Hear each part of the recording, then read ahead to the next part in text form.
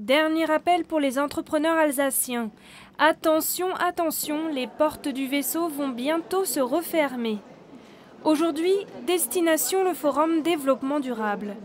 À la commandante de bord, épaulée par ses partenaires régionaux, d'annoncer la mission à ses 570 passagers.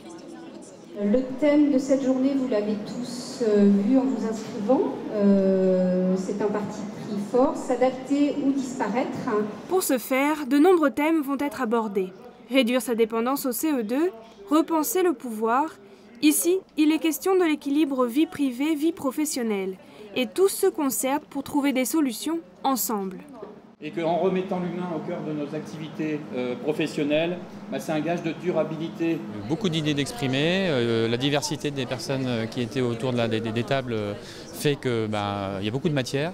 Maintenant, il y a une phase un peu de digestion de tout ça et puis de continuer le travail et peut-être se faire accompagner aussi. C'est pas tout seul qu'on arrivera à résoudre ces difficultés. À côté de ces ateliers participatifs, résonnent des témoignages. Les témoignages de ceux qui ont déjà mis en place des nouveaux systèmes dans leur entreprise. C'était important d'être ici aujourd'hui pour participer à ce forum, pour donner en fait un exemple concret de ce que peut faire une entreprise pour ce qu'on appelle aujourd'hui les paiements pour services écosystémiques. Mon but était de montrer que dans une entreprise de 20 000 collaborateurs, il y avait moyen de manager en collaboratif.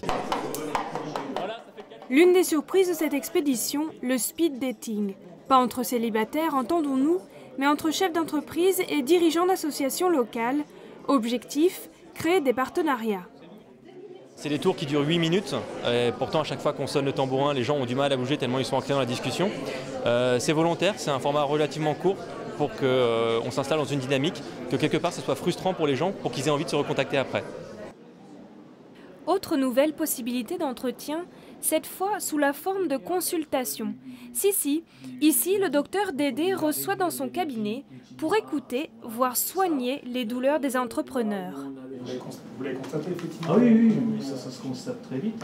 C'est en fait de la prévention que je fais, c'est pour éviter de tomber malade. Pour le moment, on va faire un diagnostic complet de la situation pour voir un petit peu en termes d'énergie, ce qu'il y a lieu d'améliorer, de changer, d'économiser. Mais l'heure n'est pas si grave. Justement, à l'autre bout du vaisseau, on essaie de s'adapter en s'amusant. Pour ce forum, les organisateurs ont créé un jeu de plateau où chaque joueur représente une entreprise. Une entreprise qui doit devenir la plus performante tout en optimisant ses ressources. C'est le principe de l'écologie industrielle. Alors, un jeu qui pourrait devenir réalité. Joker, s'il vous plaît. Mon entreprise est probablement trop petite, donc je peux difficilement transposer les choses. Bon, par contre, ce qui est intéressant aussi, c'est les différents événements extérieurs qui se produisent. Et je trouve que souvent dans les entreprises, les gens sont la tête dans le guidon et ils oublient que l'entreprise est dans un environnement extérieur, sans parler d'écologie, et qu'il va se passer des trucs qu'ils ne maîtrisent pas. Je vous propose de présenter ces 6e trophées. Autre temps fort de la journée, la remise des 6e trophées ID Alsace. Cette année, 4 prix ont été attribués. The winner is Sineux Graf, l'entreprise donc Sineux Graf, pour le trophée partenaires locaux. Alors voilà, Vincent Chalère, vous pouvez monter. Parmi les autres récompensés, la ferme Human pour la mention création de filière. Adaxo a obtenu le prix d'encouragement et Agrivalor celui du développement durable. Des trophées, de l'humour, du miel bleu, mais c'est tellement tendance, puis ça va dépoussiérer la marque Alsace. L'apport scientifique du paléo-anthropologue Pascal Pic. Oui, on ne voulait pas. C'est la co-évolution. Nous sommes dans des communautés écologiques.